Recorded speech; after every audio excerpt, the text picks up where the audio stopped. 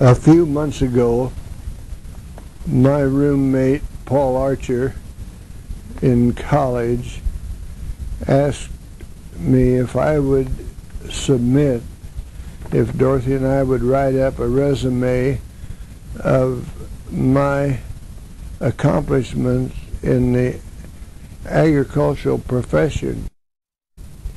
So, to be submitted for the Distinguished Alumnus Award. So we did this, and while we weren't nominated, they wrote to us and told us be sure and send it back next year, because while the competition was real keen this year, they thought it would maybe go through in the future. So I'm going to read it to you just as Dorothy wrote it up and submitted it. Born in Pickaway, Kansas, on a farm in June the 17th, 1908, he traveled across the prairies of Kansas and Oklahoma with his parents in a covered wagon. From early boyhood, he tilled the soil with horse-drawn equipment, and harvested wheat with binders, headers, and combines, all pulled by horses. He was determined to be a farmer, but early in life began to formulate plans to make the farmer's work easier and more efficient. Graduating from Kansas State College with a B.S. in agricultural economics, which is farm management, in 1932 he continued with graduation work until 1934. His first job was county agricultural agent in Ellis County, Kansas, Hays, Kansas. There he organized the first extension program, working with 500 Farm Bureau men and women and 200 4-H Club members. In 1937, as farm management specialist for Kansas State University, he organized the Southwest Kansas Farm Management Association and later advanced to field man for the North Central Kansas Farm Management Association. From 1941 to 1942, his 10 counties in the central Iowa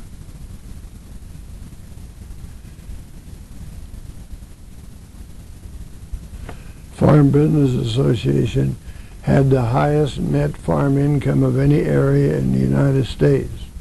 During this period, he served for 2 years in the Navy as port director and educational officer. Following World War II, he formed his own farm business association, the Conover Farm Management Service, in Marshalltown, Iowa, managed 44 absentee farms. From 1952 to 1962, he also helped as an instructor for veterans on the farm training program, which included classroom instruction and on the farm visits, along with the farm management work. He managed his heavy schedule by piloting a small plane to make farm visits and photograph his fields for use as permanent records and to improve production. Buying a poor farm in 1953, he began experimenting with a system of minimum tillage and producing corn on ridges. He worked with the agricultural engineers of Iowa State in developing equipment for this type of farming, which conserved all the soil and also the water, reducing the expenses of crop production very materially. He planted the first field of contoured corn on on top of ridges in the United States. The purchase of a larger farm near Rhodes, Iowa in 1959 enabled him to develop a more efficient system of livestock production with the invention of the bacon bin. He received national and international recognition for this revolutionary method of producing over 1,000 hogs twice a year in confinement with reduced labor. Over 4,000 visitors from the United States and many foreign countries, in fact most of the foreign countries, toured the Conover Bacon Bin during the next 10 years. The farm editor of WHO in Des Moines, Iowa, said of Bill Conover, "He's an innovator and a man 20 years ahead of his time in developing new farm methods."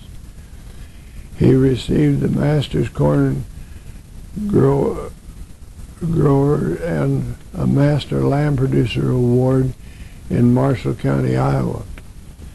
After selling the farm to a 4-H club member in 1973, the Conovers moved to Marshalltown. Mr. Conover resumed teaching veterans in Marshalltown Community College. At age 68, but not ready for retirement, Bill bought a farm near Maysville, Oklahoma, and a new area of farming began with production of wheat, alfalfa, and buying feeder lands. The third career of Bill Conover is ministry to the poor. He has helped hundreds of hungry and poverty-stricken areas in Mexico to be fed by persuading Iowa farmers to send truckloads of corn to these needy people.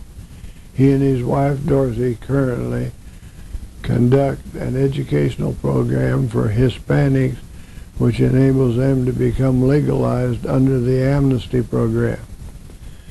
His professional affiliate was American Society of Farm Managers and Rural Appraisers and American Society of Agricultural Engineers. This sums up my spiritual experiences and my worldly accomplishment. I want to thank you for listening.